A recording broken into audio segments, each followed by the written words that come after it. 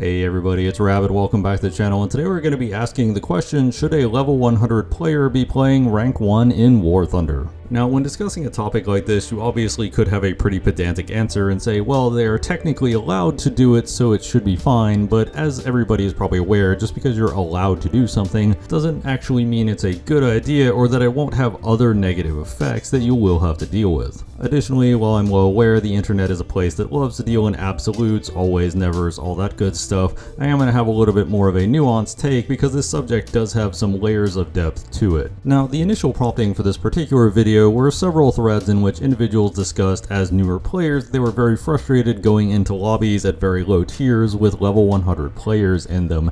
And while I do sympathize with that to an extent, there's a lot of aspects of that you really want to explore. And additionally, I was forced to reflect on this a bit when I got the Panzer III J1 from the Twitch drop and wanted to go back and spade it, because I had missed the first opportunity to get the Panzer III J1 and I wanted to go back and pick it up. If you're wondering, the Panzer III J1 was part of the Active Matter promo, so if you were watching any of the Active Matter streams, you could have earned it. It's basically just a Tech 3 Panzer III J1 with a Twitch drop paint scheme that, in my opinion, does look pretty nice, but not really the subject of this video. A lot of games, from games like Call of Duty, Overwatch, League of Legends, etc., have concepts where you can get into easier lobbies and play against weaker players. These can be concepts like reverse boosting, smurfing, where you create a brand new account, etc., and it can obviously be frustrating if you are one of those newer players going into the lobby with a very experienced veteran. And for reference, these are my stats with the Panzer III J1. It took all of 2 games to spade it. I had a 100% win rate, I got 13 kills, and I had 0 deaths. So pretty clearly I was of a higher skill level than most of the people in that lobby.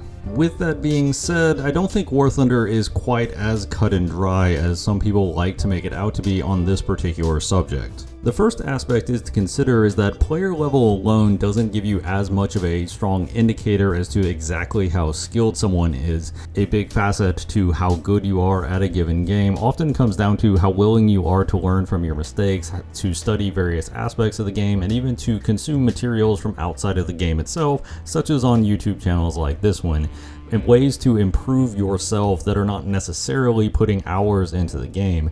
Because at the end of the day, if you're just playing the game for hours on end but doing it fairly poorly and not really taking anything away from it, you're probably not going to improve in skill level. Additionally, I got to level 100 a very long time ago. War Thunder doesn't currently have anything relating to a prestige system, which honestly I think it would be cool if they did add one and retroactively prestige players who had been in the game for a while.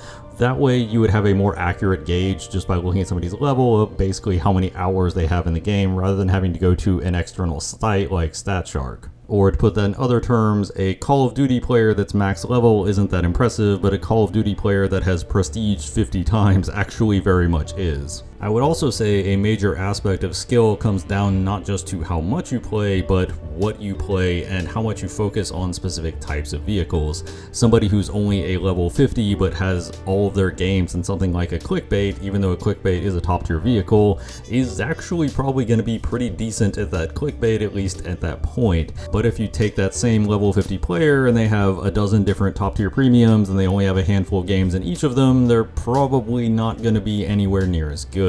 So how much you focus on trying to play individual vehicles or be good at the game specifically has a much bigger bearing on how capable you are rather than simply player level. Obviously, going up to level 100 does require a minimum number of hours, and even a fairly dense and oblivious player will pick up something at that point.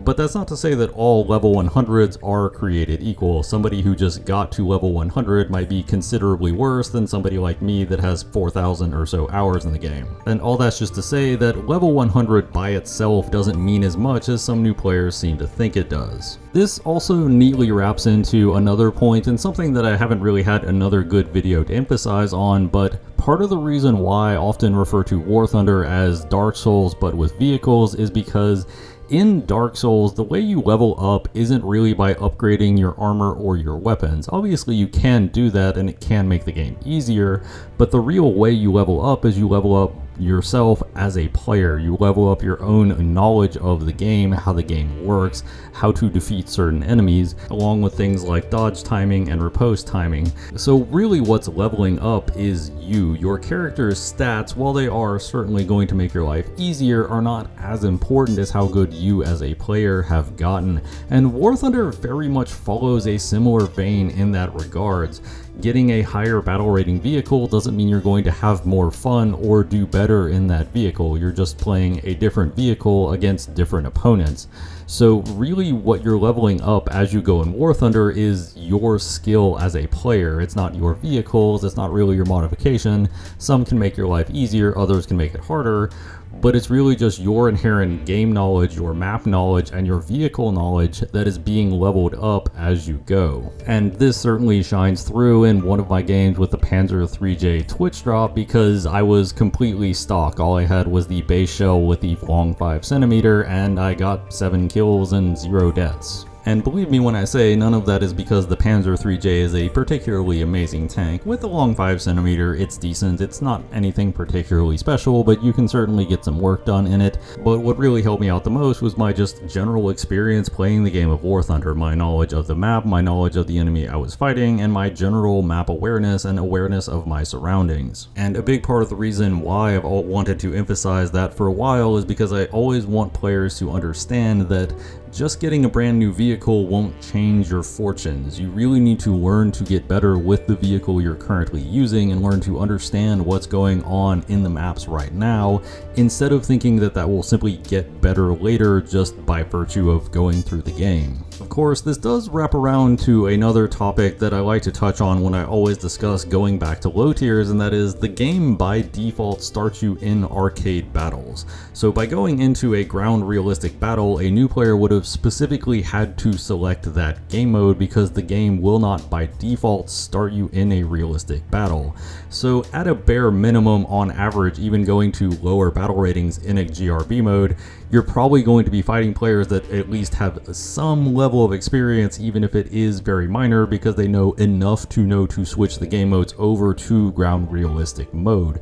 So in general, when playing realistic modes at lower levels, I don't feel as bad. If I were going to arcade mode at level 1, certainly I would feel a whole lot worse about seal clubbing. But this also walks into another topic than one of the reasons why I actually enjoy War Thunder and I don't as much enjoy World of Tanks, and that is War Thunder actually does put some emphasis on treating low tier like it is a valid game mode that you can play.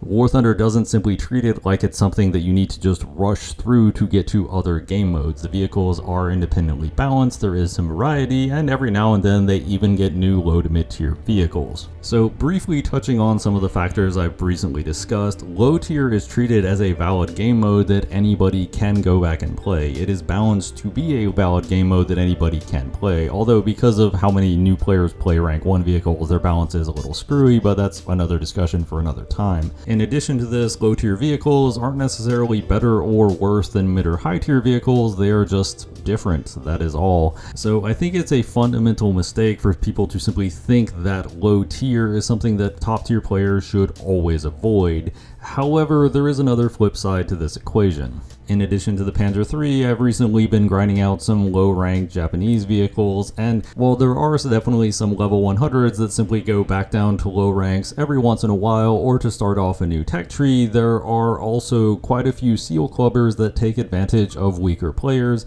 especially in ground arcade mode at rank 1. These seal clubbers who spend a lot of their time at the lower tiers of the game can make it a lot less fun and can also push newer players away from the game. And this is where we also have to talk about a fairly infamous vehicle that is commonly used by seal clubbers, and you will see seal clubbers running in packs of these, and this is the Chinese M8 LAC, the Greyhound. Now, the Chinese Greyhound and the American Greyhound are exactly the same, but the American Greyhound is a pretty uncommon premium vehicle that is difficult to get your hands on, whereas the Chinese M8 LAC is just a starter vehicle that you get for free just for picking up the game. The Greyhound has excellent mobility, a punchy gun with a decent rate of fire. It also has a 50 cal, and it is also a fairly mobile vehicle, and because of the 4 crew and the way they're spaced, can also usually take a hit or two.